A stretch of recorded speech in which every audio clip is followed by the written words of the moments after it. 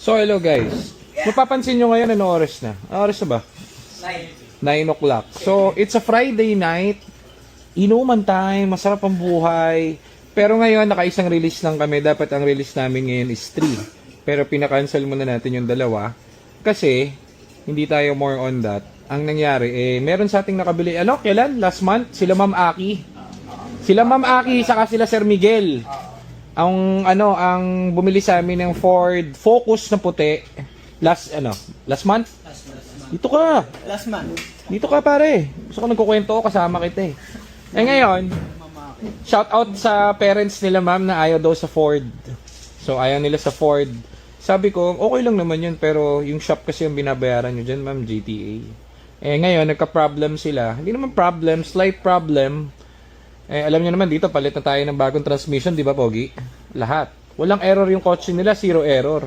Binabiyahin na nila yung kotse, no? Kaso may onting hiccup, meron silang nararamdaman na something. Sabi ko, balik nyo rito yung kotse. Parating silang pagparde. Nakakabiyahin na sila. Kaso may onting hiccup di ba? So, dito guys, yung binibenta namin, second hand. Pero, tandaan nyo, quality tayo rito. So, ngayon, ang problema, pagpunta nila rito, ginawa natin yung hiccup na yun ng kagaya ng ginagawa natin sa mga kliyente kapag nakakabili. Zero payment pare. Ngayon hindi na natin binablog naman lahat, pero ito sila ma'am nakakatuwa kasi sabi niya sa atin, ayaw nung parents ko na daddy na dun sa Ford. Pero nung din-ride nila, follower nyo na, nanonood na sa atin. Nagulat daw sila, kapalo na. Nakapalo na. So ma'am, thank you po Huwag kayong mag-alala, safe. Bumili sila ma'am sa atin, yung anak nyo dahil kagaya niyan, kahit anong problem nila, sasagutin namin, wala silang poproblemahin. So, kahit piso, walang binayaran sila ma'am dito. Kasi ang pangako ko sa kanila, ako bahala sa unit nila, di ba? Hanggat hindi umu-okay. Actually, okay naman yung kotse, wala namang problema guys. Kaso, may onting hiccups So, pinalitan namin ng bagong computer. Anong oras na natapos? Alas 9? Alas 9. Kaya hindi kami nakapag-release. So, mas uunahin namin yung nakabili sa amin kaysa dun sa release namin. Pwede namang to another day yung So, finocus natin yung sa kanila. Sayang, hindi ko na-vlog kanina kasi medyo busy kami. At kami ay gahol. So, ayan ma'am, sa mga new follower natin, sa nanay nila Ma'am Aki at ni Sir Migs, maraming salamat sa inyo. Binigyan ko sila ng cup ng GT8. Di-display doon niya sa harap niya. So, hindi guys, nakinuwento ko lang sa inyo na it's not about cars. Nabili nila yun. Again, it's Ford Focus, 280,000 sa marketplace. 280,000 din sa atin, pare.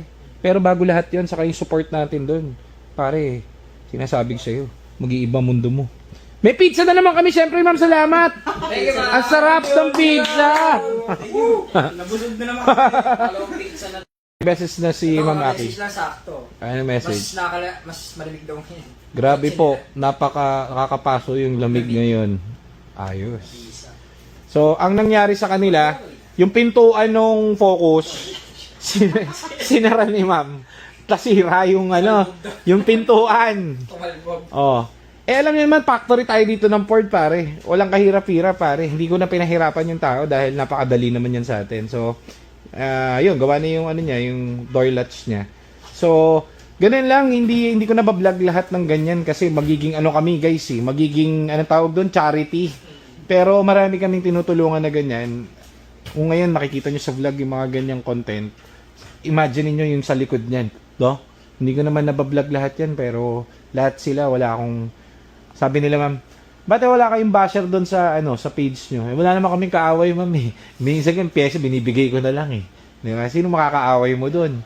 Anong paproblemahin nun? Wala naman kaming binentang sira.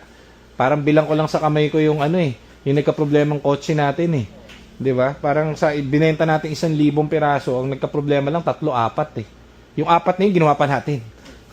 Anak ng timawa yan. So, kasi nga, tumaas na yung quality nung nilalabas natin dito. Dati kasi, kung mapapansin nyo, nagsimula kami, binibenta namin, change oil lang. So, change oil spark plug. Change oil spark plug. Ang nangyari, bumabalik ang kliyente, change oil spark plug, teka, anong nasisira? Trani. Sige, palit tayong buong trani. So, ito yung buong trani, guys. Ubus na nga. Parang 40 piraso to. Transmission, ayun yung clutch natin. Ito yung shift fork. Ngayon, anong next na nagka-problema nung nagbebenta tayo? Bumbilya. Pare, bumili kami bumbilya ngayon. Ayun, lahat ng klase ng bumbilya meron ako. Panglikod. Tapos ngayon, napagtanto ko upon research sa dami ng binibenta, belt. Oh, pare, belt. Hindi, Puta, ito yung mga belt. timing belt, pare. Ayan, oh. Lahat ng belt, belt, oh. dry belt, meron Tapos, tayo. Baka nagpapagas na mali. Oh, mga nagpapagas ng mali, oxygen sensor. Oh. Oh, mga nagpapagas tapos may halong tubig. Oh, oxygen sensor, palitan mo na rin yung oxygen sensor, pare. May tagas yung ano, yung makina. Oh, gasket, bilang mong gasket. Oh, cabin filter. Mainit yung aircon, lagyan mo niyan. Asan na yung preyon? Wala yung preyon natin dito.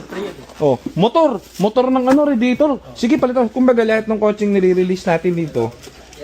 Kesa i-change oil ko, binila ko na lang lahat para tapos. Walang problema.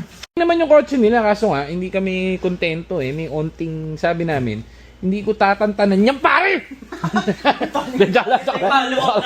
Joke lang! So, ayan, uwi na yung dalawang lovebirds at happy na sila. At sobrang solid. Nag-120 na kami ni Aljon sa Araneta. Ayun, pag-uwi, gutom. May pizza pa. May pizza pa kami. Salamat. Thank you. So ayan, pag bibili kayo ng kotse guys, tandaan nyo, doon kayo bibili sa tumitindig. Huwag kayong bibili doon sa ano. Sana binobolo lang kayo. Di ba? Oo, biruin mo, isang buwan na nakalipas, andito pa rin kami. Oh, babayad sila sir, sabi. Huwag ka na magbayad. Teka, ba't mong babayad? Napaka-goods